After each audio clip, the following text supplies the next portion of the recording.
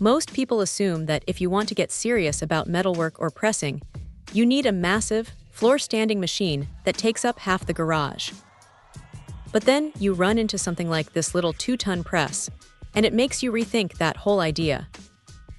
It is surprisingly compact, sitting at just over 17 inches tall, which means it actually fits on a workbench without turning your workspace into a construction zone.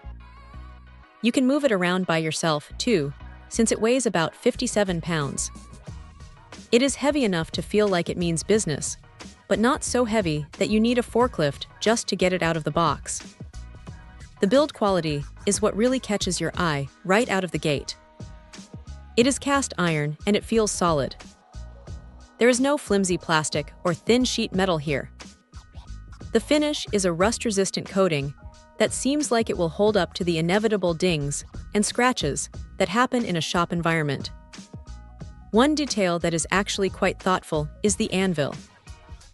It is polished and smooth, so you are not constantly worrying about sharp edges catching your fingers or marring the surface of whatever project you are working on. Now here is the thing about these smaller presses. You have to bolt them down. The base has pre-drilled holes for a reason, and honestly, do not skip that step. Because it is a manual tool, you are the one providing the leverage. If you try to use this thing loose on a table, it is going to slide around the second you put some real pressure on it. Once it is anchored to a sturdy bench, though, it is a different story. It handles punching, riveting, and bending with a level of control that you just do not get with a hydraulic press. You can feel exactly how much force you are applying, which is a huge plus for delicate work.